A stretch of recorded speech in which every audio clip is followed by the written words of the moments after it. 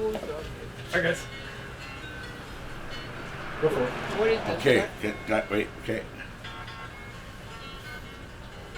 Tell us what you're doing. I'm putting some shaving cream in her hand so she can shave the sides of my head. How often do you do that? Every couple weeks, so maybe 2 or 3 times a month. Yeah.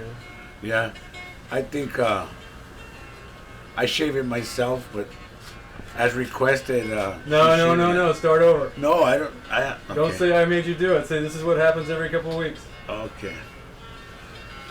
I do all the time. She's so full of it. It is. Anyway, okay. Hey, any couple weeks, every couple weeks a month I shave my head. I like it to stay short and clean on the side. I just let the top grow, and it's just a look that I've had for a long time, and pretty much that's it. And we're getting ready to shave, and I'm gonna let the samurai Japanese girl shave my head.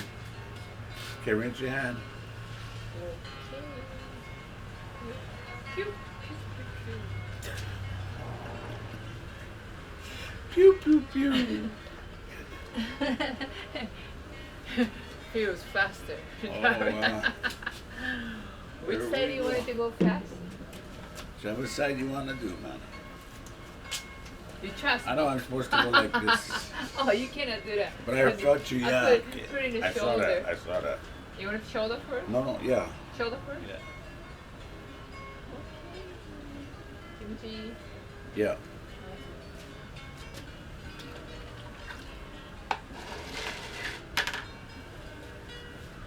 Who are we listening to? Lucky Big Heart. Hawaiian radio on Pandora. And that's lucky. So tell us where we're at. We're at Kaneohe in Honolulu, Hawaii. We're doing Aloha with Brother Roy in Hawaii. This is 45427 Aomoku. Aomoku Street is Why Kaneohe. you give that for the other address? Oh, yeah. You gotta delete my address. Sorry, Yeah. bro. I'm in Kaneohe, Yeah. Hawaii. And Kaneohe means bamboo man, by the way. Kane being man, Ohe being the bamboo. And Kaneohe means bamboo man because behind me there's a mountain called the Ko'olau Mountain Range. And in the Ko'olau Mountain Range behind here and in Haiku, which is to my left a little bit, kind of towards going to the country, there's a lot of bamboo that grows in the mountain. And in times of old, before all these homes were built around here, bamboo used to grow all the way down almost to right where our house is. Anyway, when bamboo grows, it's hollow, and when they hit each other, they crack. And when they split, sometimes when the wind blows through it, it makes music, almost like a whistle. And the ohe would make that noise like, ooh, like all these different whistles. And sometimes it would enchant the kids into the forest. And they always said that the bamboo man would enchant you into the forest, and you're never going to come out because he's going to capture you and take you away. So there's like legend about the bamboo man taking kids into the forest as they come to look, as they hear the music and come to see where it's coming from. And that's one of the legends of Kaneohe. So, I think one of the words is that I want to use for this is, how do you say it? I was going to say it in Hawaiian, but Hawaiians have a lot of legends and a lot of stories and a lot of things that mention names and why things are named. Sometimes when you tell the story, certain people hear it in the mainland and they go like, oh, that's kind of far-fetched or whatever it is, but it's our legend, it's our culture, it's our myth. And it comes out in hula, it comes out in song, it comes out in many different ways, but I think Hawaii has a lot of myth and a lot of legend with its history. So, What's the mystery of the ghosts that come up the poly? that's that. They call that Morgan's Corner. Morgan's Corner. Tell me about it. Yeah, well, I don't really know too many. When you're a kid, you hear about it, but they say don't bring pork in your car over the poly, because it's like a little white lady in a little white dress or something, a ghost that's on the poly that will jump into your car or catch a ride with you or something if you have pork, I've seen So- a tour van for that. They say you don't take pork over to Polly. So that's one of the legends. And then another one is Morgan's Corner. Morgan's Corner is up on Polly Highway. The old Polly Highway used to wind all the way around. And on one of the windy turns, they talk about something being hung. You know, a guy, Mr. Morgan, whoever it was hung up there, and when you drove, like underneath his feet, it would scratch the top of the roof and stuff for the couple that was sitting there. And when they came out, they realized, damn, there's a guy above them. And that's like one of the stories. You hear all kind of weird stuff. But I like Hawaiian myths and Hawaiian legends, and I read them in a book, and they're super interesting because they don't come from just anybody that went and wrote a book. They come from the Bishop Museum. And the Bishop Museum is where we house all our Hawaiian artifacts. So Edith Sterling wrote the book, and if someone that prays in Hawaii can write a book, it's called Sights of Oahu. It's a book to just go see all the different legends and stories that come with all kind of stuff. But here in Kaneohe, it's really, really a rich place because Kaneohe and Kailua are right next to each other, and there's a peninsula that goes out there called Mokapu. And Mokapu is the dividing line right here in Kalaheo that makes Kaneohe one bay and Kailua one bay. The word Kailua means two bays. Kai being the ocean, Lua being in two. The number one, a Kahi and a Lua. So Kailua means two bays. And when you look at it, there's Kailua Bay and Kaneohe Bay with a Lupau crater out there, which is Kaneohe Marine Base now. But that's all Mokapu Peninsula and the road out there. So that place right there, that's a historical place. Kaneohe has lots and lots of culture in it, where we live here.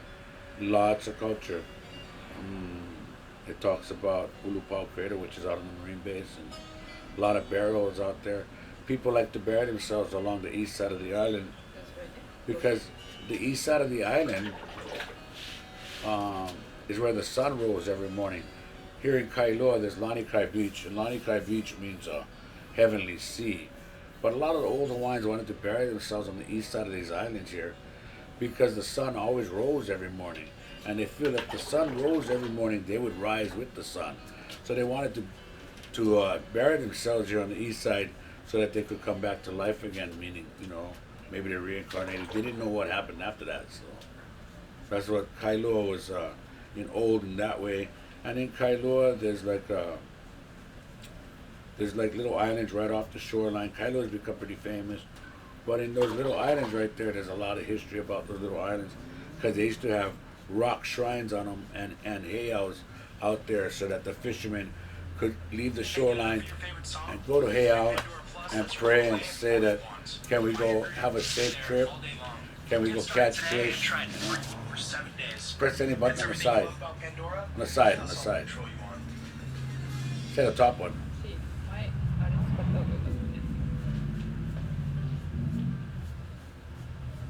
But in Kailua, there's like Flat Island. We call it Flat Island, but the real name for it is like Popuia Island, which means rotten fish. Because on that island, they used to have these Hawaiian, what we call heiau or temples. And the fishermen would go there and they would pray to the god that they could have a safe voyage, safe time out there catching fish, and then catch fish. When they caught fish and they came back into Kailua Bay, they would stop at Popuia Island and get off and take up the fish and give it back to the gods and thank the gods for letting them catch fish.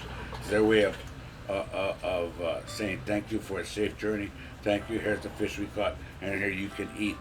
People still put food on graveyards and stuff. That's the same thing. I think it's been a long time. That's the culture we do right there.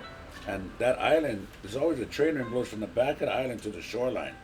Hawaii's wind is probably 80% trade wind, which is a northeast wind, and it comes out of Kailua and it blows right this way. But once in a while, you're going to get the wind to turn around and come south or over the mountain this way, but that's only 20% of the year.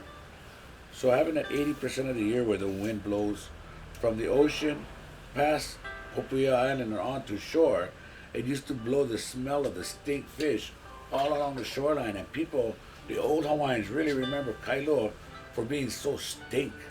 Like the beach was really stink. And in Hawaii we say hauna, brah. That was freaking hauna, man. Holy mackerel. Holy mackerel. But you're so stupid. But that's so hauna, you know. So it was so stink that people talk about how stink Kailo used to be, and you remember that. That's like from the old timers, and they remember the the heiau out there.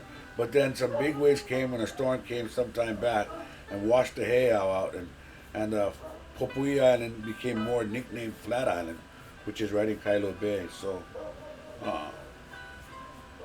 hopefully we can get a picture of it or film it. That way you can relate it with the story later. Why do you do this to your hair? I like the shaved side. I don't want long hair on the side. I feel if I'm gonna have long hair on the side, I'm gonna have it all long. How many years ago you started? Maybe about 18 to 20 years ago. 20. And I started doing this because You have nice curly hair. I wanted to be more cool and still have long hair. And when I cut it above my ears, I'm cooler. When I put on all my hair, it's so hot. So bushy. And I think also, I work in the tourist industry, and sometimes when I pick up the people, and if I show up at your hotel in the morning and my hair is all just puffed out, and I say, "Hey, good morning, I'm Roy," you'd be like, "Oh shit!" I think you'd be all scared, man. No, but just that it cleaned it up a little bit. 20 years ago, a little over 20 years, I started doing this. It was kind of a craze too. About 15 years ago, everybody was doing it, and then that kind of slowed down. And now I don't know. I still see it though. I see it even when I travel to the mainland. I see people shave the side of their hair and keep the middle long. So even in LA, San Diego, I mean wherever we went to San Diego, we went to the casino, and That's a mohawk. a lot of the Indians, even though they got long ass hair, had shaved some of the sides of their head. I was like, see, people do it, so I'm one of them. But just a different native. Right? Yeah, because some Hawaiians say, I like when you look even that book, right? I got a book called Tattoo Traditions of Hawaii sitting right there. You got to look through that and see the artist's rendition of the 1800s of what the Hawaiian people look like. And these are artist renditions, and they're pretty freaking scary. I mean, they had some markings, they had some wear, and they had headbands, and they were pretty well, they were wanted pretty to be styling. burnt. They were styling, man. I mean, even the times are old. You have to have style, you know. That's what tattoos are all about. You know, the tattoo was to represent the colors of the fish and how beautiful the fish were in the water. And the men wanted to tattoo themselves like this, and they wanted to get the feathers from the big birds, put them on their head so that it stood like 2 feet above their head, because the bigger they are, the faster they attract the chicks, man. It's all about the big top rooster. You know, and that's what it was like That's what it's in old Hawaii, yeah. Tattoo your body all up, and then you gonna put a headgear on. It's this big, and you got, you're like the biggest cock around, you know, the big rooster. You just run around and you get the girls. But the old Hawaiians, I think they were doing some heavy body markings, and I wear them. This is not just Hawaiian. I think this, to me, if I have to say it, it's Polynesian. It's a mixture of Tahitian and Hawaiian, and some, you know, just for like certain meanings of things. But it was all put on me by a couple different people. But the main guy is Po'ino. Po'ino came from Tahiti about 25 years ago to Hawaii, and he could do really, really good lines. What a great Tahitian artist. The guy was talented. He could carve, he could paint, he could do everything. And he got to Hawaii, and we opened up a little shop together in Waikiki called New Tribal. And it was there that I started to do Po'ino art on me. Yeah. And I don't regret putting anything on, but it's all about, you know, Po'ino, we hung out for a long time. It's all about voyage. And when I say voyage, like my tattoo I have on my body, you know, it goes around my side and it comes on my back too, and it goes around my back. And you'll see some tikis on the side here. And one of them has a shaka sign in it. Now I'll explain that a little later. But the tattoo itself is representative of voyaging. Because the jet and the airplane is only about 130 years old. And since that is so old, I mean, that's so young, you gotta think how we traveled years ago by boat. So I was a captain on boats for a long time, and Bueno decided to give me the family and the voyaging. It was like a voyage for him when he did the tattoo. So people ask me all the time, does it hurt? So what do you think? Let me stick needles right next to your nipples. Yeah, you freaking whoa! In the middle of my neck, the nerve is like, yeah. So that's what happened there. The nipples and then not so much the inside here, but my sides. When you tattoo the sides, right? They call it blubber. The thing bounces. He's freaking sore. I was telling him, hey, the needle's bad. The needle's bad. He said, no, it's not the needle bad. It's bouncing off your blubber. Yeah.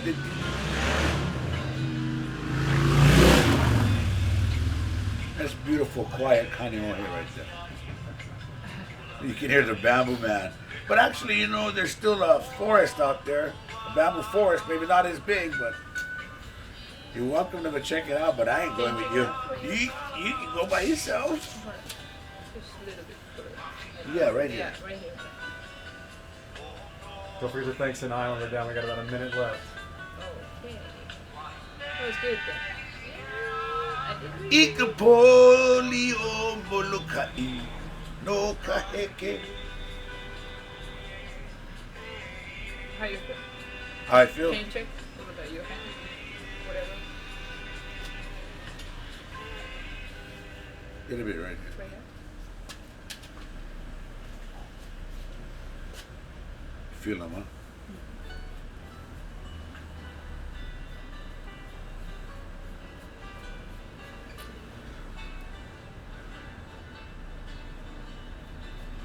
Thank you for coming and sitting with me tonight. Thank you, Sinai, for cutting my hair on the Happy side. Valentine's. Happy Valentine. Valentine. Are we done? You good? Do you like it? I think so. If you like it, then I gotta like it, right? Pow. Okay, oh, pau. Pau hana, bra. Oh, pow.